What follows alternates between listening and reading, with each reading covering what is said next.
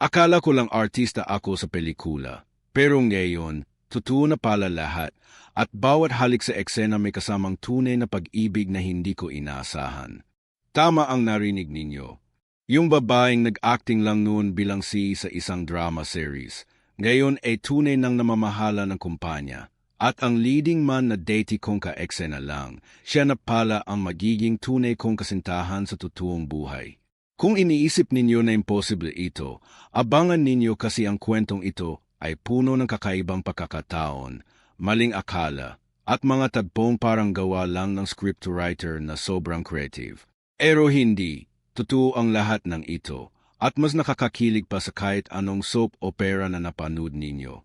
Kaya nga bago pa tayo magsimula ng kwento, kung gusto ninyong hindi makaligtaan ang mga ganito pang nakakaaliw at nakakagulat na mga istorya na siguradong magpapangiti at magpapakaba sa inyo, mag-subscribe na kayo sa channel na ito at pindutin ang like button dahil sa bawat pag-click ninyo, tinutulungan ninyo akong makapaglabas ng mas maraming kwentong tunay na nakaka-inspire at nakakabaliw. At siya nga pala, sana ay magsulat kayo ng inyong lungsod o bansa sa comment section kasi laging nakakatuwa at nakaka-inspire na malaman na may mga taong nakikinig mula sa iba't ibang sulok ng mundo. Kaya handa na ba kayo? Simulan na natin ang kwentong ito na parang pelikula pero mas totoo pa sa kahit ano. Mayroon akong pangalan na si Isabela at 5 taon na ang nakakaraan. Ako ay isang ordinaryong actress na tumatanggap ng kahit anong proyekto basta may bayad. Wala akong karanasan sa pagnenegosyo, wala akong alam sa corporate world, at ang tanging alam ko lang ay kung paano mag-deliver ng linya na may emosyon at kung paano umiyak on key. Pero noong isang araw, may dumating na alok mula sa isang production company na medyo malaki ang budget. Kailangan nila ng babaeng artista na marunong mag-English ng maayos, may poise, at mukhang may alam sa business. Ang role ba naman ay isang batang na namana ang kumpanya mula sa kanyang yumaong ama. Ang titulo ng drama series ay Ang Babaeng Tagapagmana at ang leading man ko ay si Sebastian, isang matangkad na lalaking may matatalim na mata at napakagandang ngiti na parang kinuha lang sa magazine cover. Nung una, kinabahan ako kasi hindi ako sanay sa ganitong klaseng role. Ang dami kong kailangang aralin tungkol sa boardroom meetings, business proposals, at corporate jargon na parang nagsasalita ng ibang wika. Pero wala akong choice kundi tanggapin dahil malaki ang bayad at kailangan ko ng pera para sa aking pamilya. Ang unang araw ng tapping ay parang napakahirap. Kailangan kong mag-memorize ng mga linya na puro technical terms at kailangan ko ring mag-adjust sa character na sobrang kumpiyansa at matalino. Si Sebastian naman, grabe ang galing umarte. Arang natural lang sa kanya ang pagiging business executive na handsome at charming. Tuwing may eksena kami na kailangan naming mag-usap tungkol sa kumpanya o mag-debate tungkol sa business strategies, ramdam ko na parang tunay na siya. Hindi ko alam noon na si Sebastian ay talagang may background sa business management dahil nag-aral siya sa isang kilalang university abroad bago siya nag-artista. Kaya pala ang galing niya. Pero ako, nagsasalita lang ako ng mga linya na bigay ng scriptwriter. Walang alam sa tunay na mundo ng negosyo. Pero sa loob ng ilang linggo, nagsimula ako maging comfortable sa role. Naging second nature na sa akin ang pagsasalita ng corporate language, ang pag-act na parang may alam ako sa financial reports, at ang pagpapakita ng authority sa harap ng mga empleyado sa eksena. Ang nakakatawa, habang tumatagal ang tapping, parang nagiging parte na ng personalidad ko ang pagiging Kahit off-cam, minsan napapansin ko na nagsasalita ako ng parang boss na nag-uuto sa production staff at natatawa na lang ang mga kasama ko sa set. Ang drama series ay tumagal ng 1 taon bago natapos at sa loob ng panahong iyon, naging malapit kami ni Sebastian. Hindi naman kami naging mag-on sa totoong buhay, pero meron kaming friendship na sobrang solid. Lagi kaming magkasama sa tapping, lagi kaming nag-uusap tungkol sa mga eksena, at minsan ay nagsasabi rin kami ng mga personal na bagay tungkol sa aming buhay. Si Sebastian ay isang taong napakabait, maalalahanin at sobrang professional. Hindi ko inakala na sa loob ng isang taon na magkatrabaho kami, magiging parte siya ng aking buhay ng mas malalim kaysa sa inaasahan ko. Pero wala pa ring spark sa pagitan namin noon. Simpleng friendship lang talaga.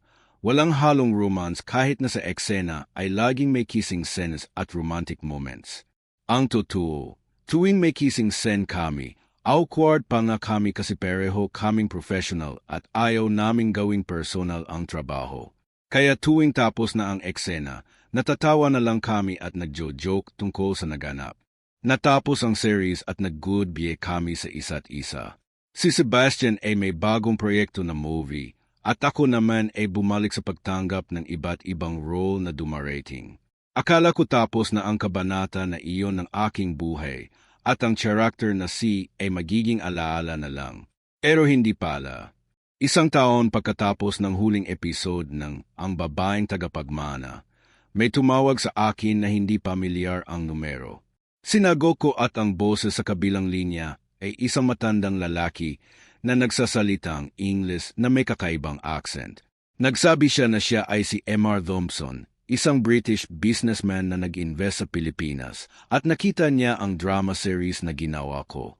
Ang sabi niya, na-impress siya sa aking portrayal ng isang Yongsi at gusto niya akong kausapin tungkol sa isang oportunidad.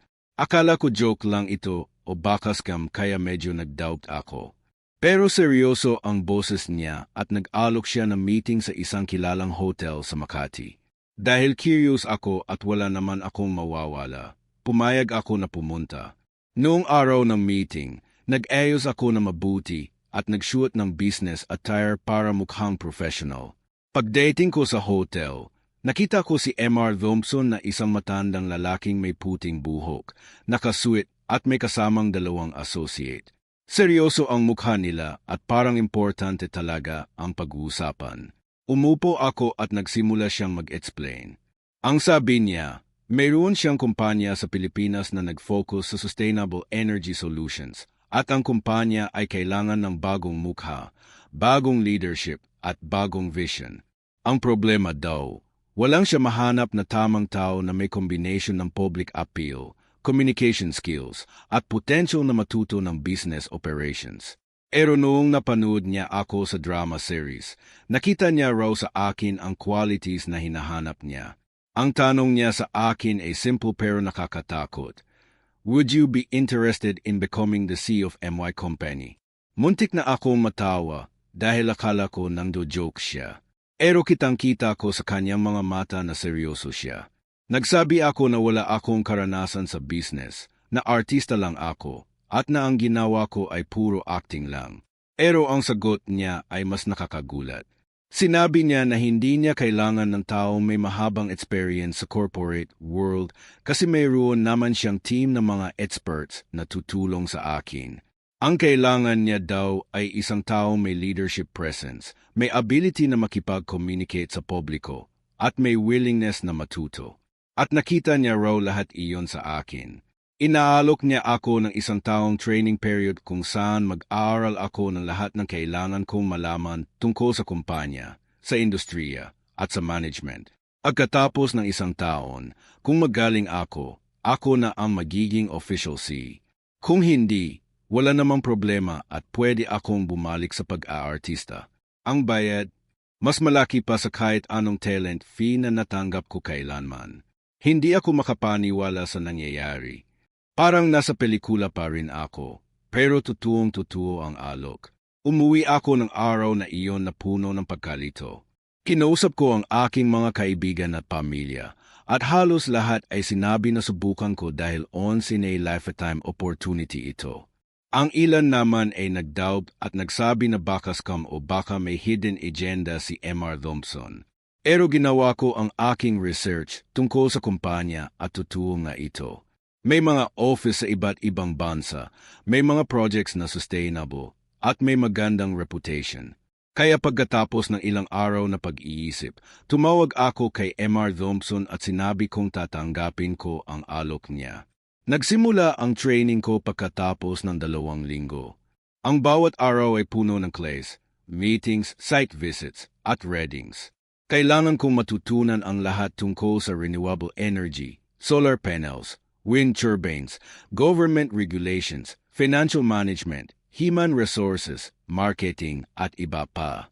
Arang bumalik ako sa school pero mas intense at mas practical.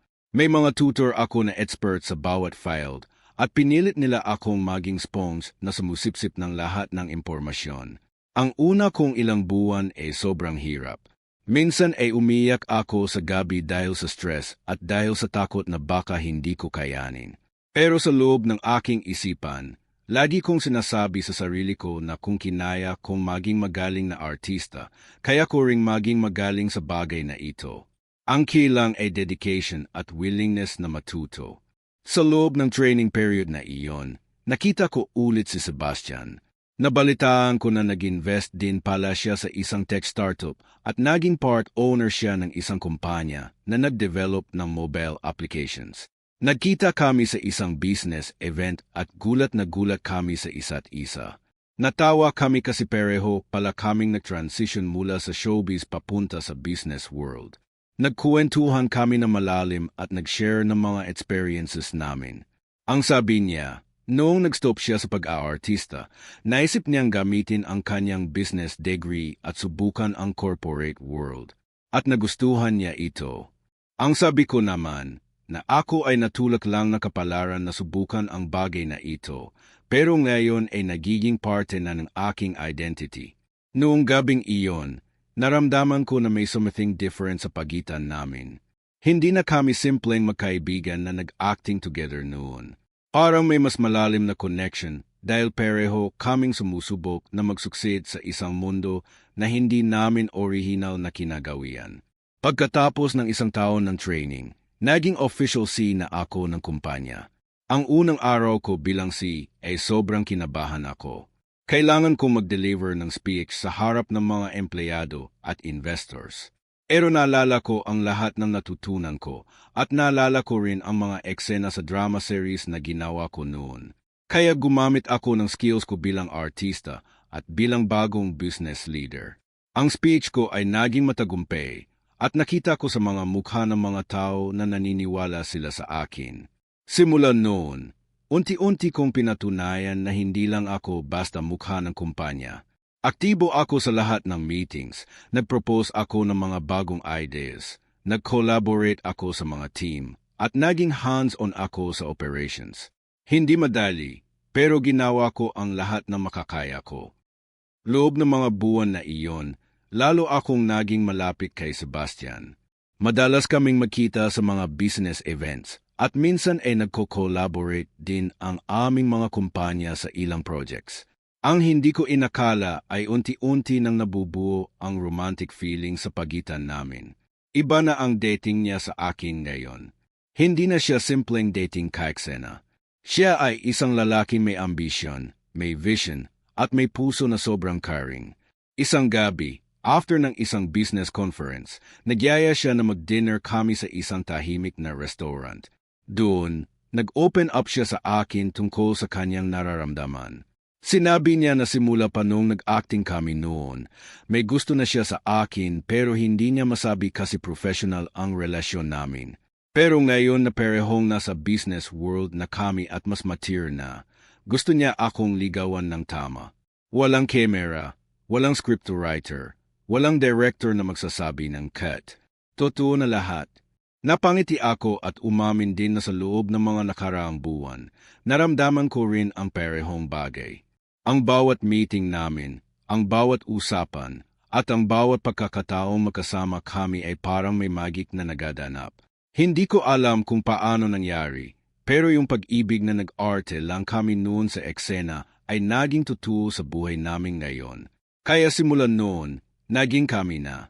At hindi ito simpleng relasyon na puro kilig lang.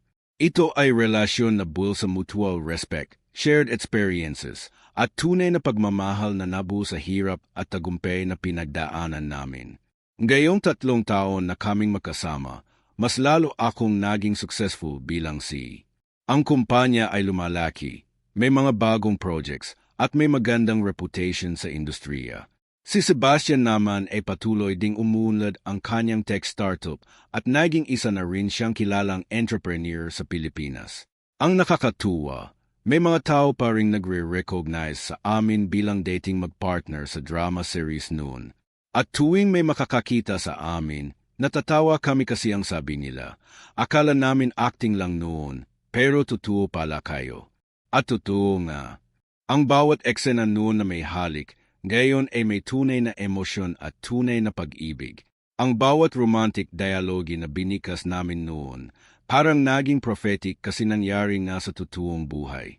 Ang journey na ito ay hindi perpekto. May mga araw na nag-aaway kami, may mga araw na stress kami sa trabaho, at may mga araw na nagdidob ako kung kaya ko ba talaga ang responsibilidad bilang CEO. Pero ang nakakatulong sa akin ay ang suporta ni Sebastian, ang tiwala ng team ko, at ang determinasyon kong patunayan na ang isang artista ay pwede ring maging successful leader sa corporate world. Hindi ko kailanman inakala na ang isang role na ginampanan ko lang para sa drama series ay magiging simula ng isang tunay na kabanata sa aking buhay. Ngayon, tuwing may nakakasalubong akong mga tao at tinatanong nila kung paano ko nagawa ang transition, ang sagot ko ay simple.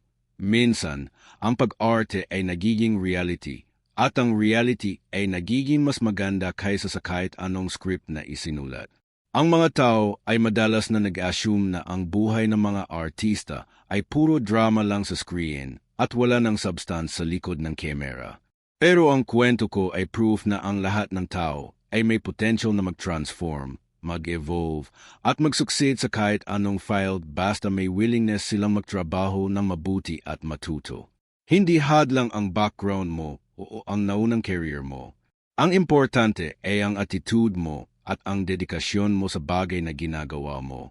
Ako, na dati ay simpleng artista na tumatanggap lang ng role para sa bayad, ay naging CEO ng isang kumpanya na nag-aambag sa sustainable development ng bansa. At kasama ko sa journey na ito ay ang taong dati kong ka-eksena lang, na ngayon ay aking tunay na kasintahan at kasosyo sa buhay. May mga araw na nagtataka pa rin ako kung totoo ba ang lahat ng ito o panaginip lang. Pero tuwing nakikita ko ang mga empleyado na masaya sa trabaho, ang mga projects na successful, at ang ngiti ni Sebastian tuwing sabay kaming umuwi sa gabi, alam kong totoo ang lahat. Ang bawat pagod, ang bawat stress, at ang bawat sakripisyo ay sulit dahil nakarating ako sa punto ng buhay ko na hindi ko kailanman inimagine noon. Ang pag-arte ay naging stepping stone para sa isang mas malaking purpose, at ang pag-ibig na nag-start sa pag-arte ay naging foundation ng isang relationship na tunay at solid. Kaya sa mga taong nagdidob sa sarili nila, sa mga taong akala nila hindi sila pwede sa ibang field, o sa mga taong takot subukan ang bagong opportunity, ang kwento ko ay reminder na ang impossible ay pwedeng maging possible. Ang kailangan mo lang ay courage na mag-take ng risk, ang humility na tanggapin na may marami ka pang dapat matutunan, at ang perseverance na patuloy na magsikap kahit mahirap. Ang buhay ay puno ng surprises, at minsan ang mga bagay na akala mo ay acting lang ay nagiging totoo. Ang mga taong akala mo ay kasama mo lang sa trabaho ay nagiging life partner. At ang mga pangarap na akala mo ay malayo sa reality ay nagiging parte ng everyday life mo. Sa aking case, ang pagiging CEO ay hindi lang tungkol sa pagiging boss o sa pagiging leader ng kumpanya. Ito ay tungkol sa pag-inspire sa mga tao, sa paglikha ng positive impact sa society, at sa pag-prove na ang kababaihan ay kaya ring mag-excel sa male-dominated industries. Ito rin ay tungkol sa pagpapakita na ang mga artista ay hindi lang maganda o gwapo sa screen.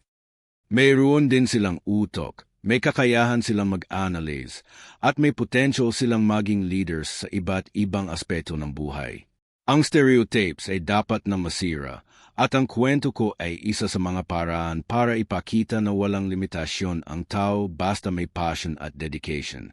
Ngayong narito na ako sa posisyon na ito, may bagong responsibilities na dumarating. Hindi lang ako nag-manage ng kumpanya, pero naging role model na rin ako para sa mga kabataang babae na gustong pumasok sa business world. Madalas akong ini-invite sa mga conferences, seminars, at talks para mag-share ng aking journey. At sa bawat pagkakataon na iyon, sinisiguro kong ma-inspire ko ang mga tao na hindi sumuko kahit ano pang hamon ang harapin nila. Ang buhay ay hindi linear. May mga unexpected turns, may mga surprises, at may mga opportunities na darating sa hindi mo inaasahang oras. Ang importante ay handa kang tanggapin ang mga ito at gawin ang best mo. Si Sebastian naman, patuloy na sumusuporta sa akin sa lahat ng ginagawa ko. Kahit na busy rin siya sa kanyang sariling kumpanya, lagi niyang ginagawa ang paraan para maging present siya sa buhay ko. Ang partnership namin ay hindi lang romantic, kundi professional din. Minsan ay nagko-collaborate ang aming mga kumpanya sa mga joint projects at ang synergy namin ay sobrang effective. Ang mga tao ay natatawa at natutuwa kapag nakikita nila kaming makasama sa business events kasi alam nila ang backstory namin. At ang mga tanong na lagi nilang iniisip ay, sino ba ang mas magaling, ikaw o si Sebastian? Ang sagot ko lagi ay, pareho kami magaling sa aming sariling field. At mas magaling kami kapag magkasama. Ang love story namin ay hindi typical. Walang grand gestures tulad ng mga nakikita sa pelikula. Walang dramatic confessions sa ilalim ng ulan at walang elaborate proposal sa harap ng maraming tao. Ang love story namin ay simple, sincere at buo sa tunay na connection. Ito ay tungkol sa pag-unawa sa isa't isa, sa pagsuporta sa dreams ng bawat isa, at sa pagiging partner hindi lang sa buhay kundi sa lahat ng aspeto ng aming journey. At yun ang mas nakakakilig kaysa sa kahit anong eksena na ginawa namin noon sa drama series. May mga taong nagtanong sa akin kung balak ko pang bumalik sa pag-aartista. Ang totoo, hindi ko pa alam. May parte sa akin na nami-miss ang spotlight, ang camera, at ang thrill ng pag-deliver ng performance. Pero may mas malaking parte sa akin na masaya na sa ginagawa ko ngayon. Ang pagiging ay nagbigay sa akin ng sense of purpose na hindi ko naramdaman noon sa showbiz.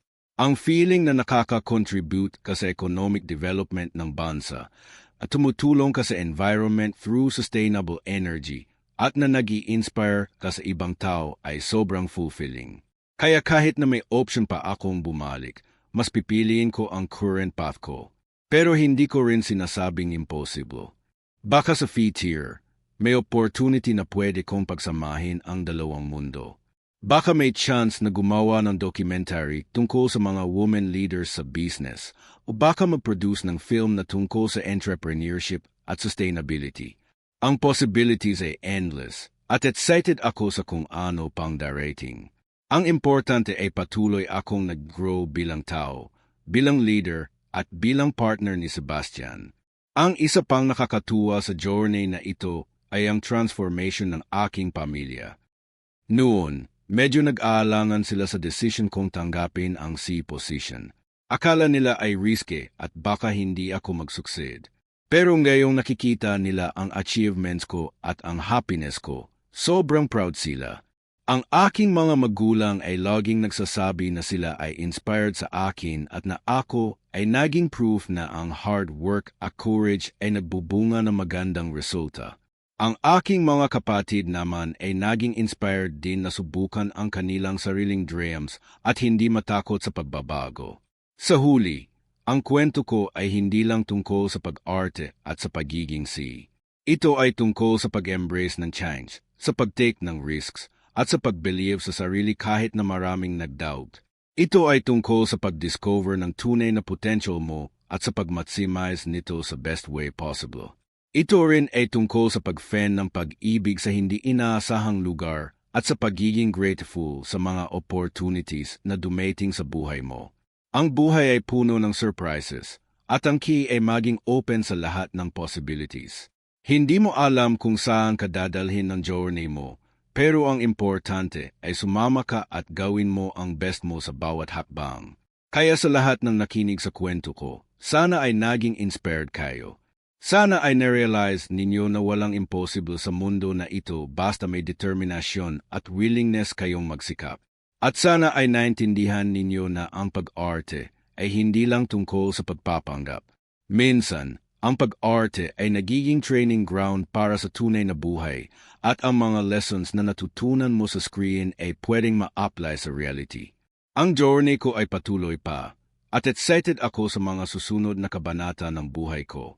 Kasama ko si Sebastian, kasama ko ang aking team, at kasama ko kayong lahat na nagsusuporta at nag-i-inspire sa akin na magpatuloy. At bago ko tapusin ang kwento na ito, gusto ko kayong pasalamatan sa pakikinig. Kung na-enjoy ninyo ang kwento ko at gusto ninyong marinig ang mas maraming stories na ganito na puno ng aral, inspiration, at kakaibang journey, mag-subscribe na kayo sa channel na ito at pindutin ang like button. Sa bawat subscription at like, tumutulong kayo sa akin na maglabas ng mas maraming content na sigurado magpapayaman sa inyong buhay at magbibigay ng motivation sa inyo na tuparin ang inyong mga pangarap. At siya nga pala, huwag kalimutang magsulat ng inyong lungsod o bansa sa comment section kasi leking tuwa ko tuwing nakikita kong may mga tao mula sa iba't ibang sulok ng mundo ang nanunood at nag-engage sa mga kwentong ito. Laging nakakaaliw at nakaka-inspire na malaman na konektado tayo lahat kahit saan man tayo naroroon. Maraming salamat at hanggang sa susunod na kwento. Patuloy na mangarap, magsikap at maniwala sa inyong sarili. Ang buhay ay puno ng magic kung handa kayong tanggapin ang mga oportunidad na darating sa inyo. Ingat palagi at mabuhay.